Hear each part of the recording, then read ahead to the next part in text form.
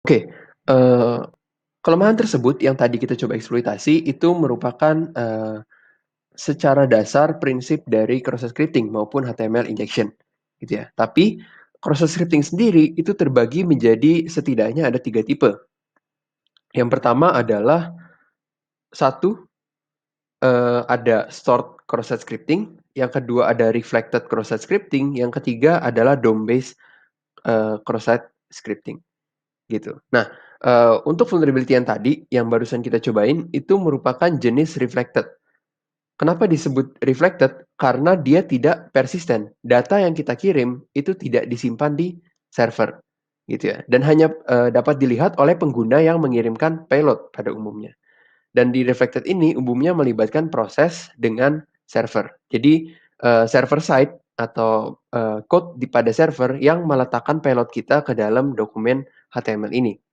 Kayak gitu. Nah, eee, tipe yang kedua, ada juga yang namanya, stored cross-site scripting. Nah, kita bisa langsung buka aja di sini, yang tadi reflected, sekarang kita masuk ke stored.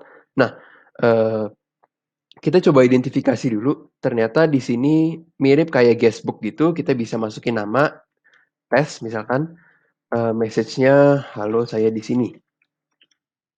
Lalu kita sign guestbook-nya.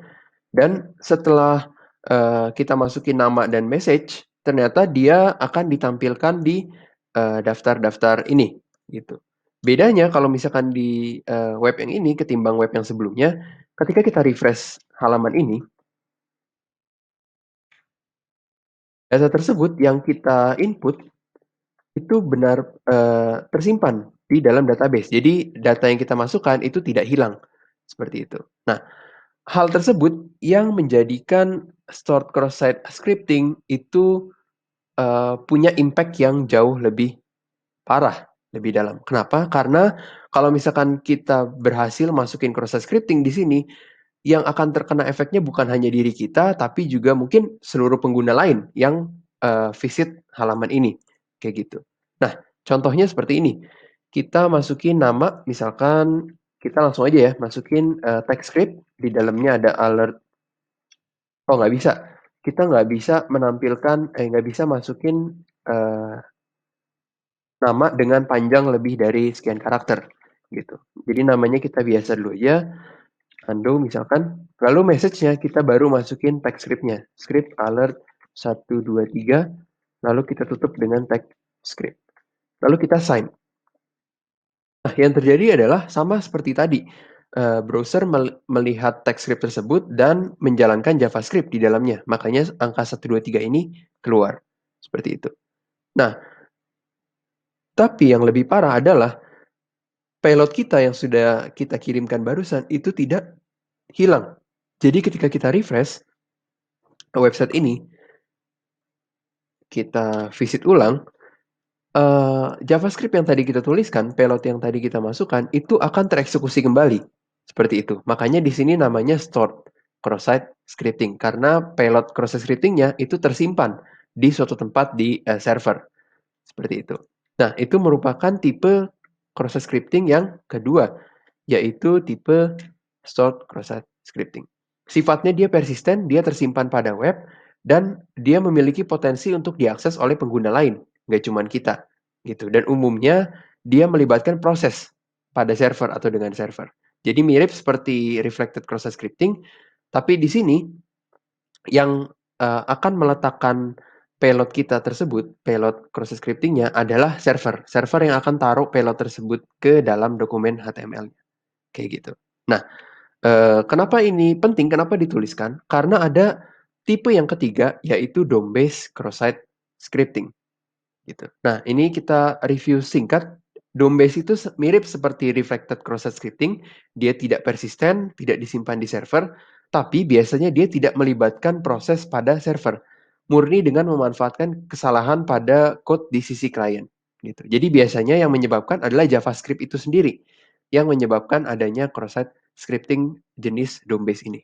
Contohnya seperti apa? Kita bisa ke tab yang ini, XSS yang DOM. Nah, kalau kita lihat di sini, eee, pada web ini kita bisa pilih bahasa ya, bisa Inggris, English, French, Spanish, atau Jerman. Kita misalkan coba French. Dan kalau misalkan kalian lihat di atas, itu ketika kita pilih French, di sini ada default sama dengan French, gitu. Kalau misalkan French ini kita ganti, misalkan jadi hehe, dan ternyata, oh default-nya adalah hehe, kayak gitu. Nah, terus kemudian gimana sama kayak tadi kan ya, apa yang kita sudah input itu akan ditampilkan pada dokumen HTML-nya. Jadi kalau kita input hehe, di sini akan tertulis hehe. Seperti itu ya. Seperti ini. Nah, apa yang terjadi kalau misalkan hehe ini kita bungkus dengan teks script lagi. Script alert hehe misalkan. Script, ya. Terus kita send. Nah, ternyata alert tersebut lagi-lagi kembali dijalankan. Muncul pop-up box seperti ini lagi. Kayak gitu. Nah, kalau misalkan kita lihat di sini, option value-nya adalah script alert hehe, dan di sini teks script yang kita masukkan itu warnanya sama dengan warna tag lain. Artinya browser menganggap ini sebagai sebuah tag HTML yang di dalamnya terdapat JavaScript. Gitu. Makanya tadi box-nya ditampilkan oleh browser. Seperti itu. Nah, lalu perbedaannya di mana antara dua tipe cross scripting yang sebelumnya dengan yang ini?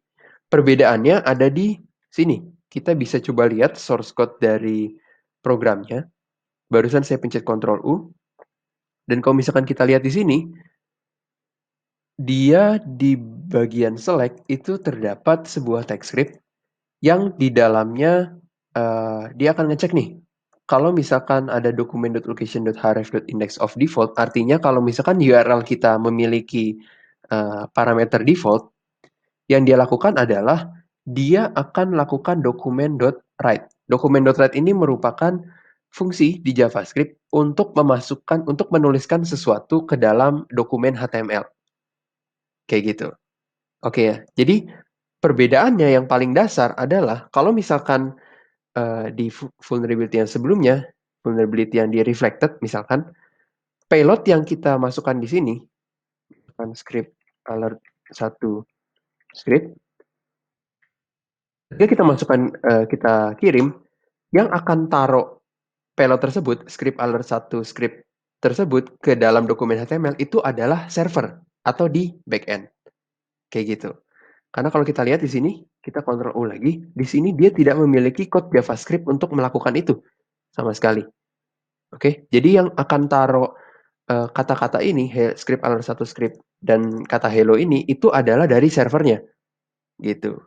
Browser kita hanya menerima apa yang sudah dibentuk oleh server yang sudah mengandung tag ini. Tapi kalau misalkan di DOM based cross site scripting, yang akan taruh payload kita ke dalam dokumen itu adalah si JavaScript atau program di sisi klien. Kayak gitu. Jadi itulah perbedaannya. Makanya di sini disebutkan dia tidak melibatkan proses di server, murni memanfaatkan kesalahan pada sisi klien. Kayak gitu. Nah, itu kira-kira 3 tipe dari cross site scripting. Semoga cukup jelas. Terima kasih dan selamat melanjutkan.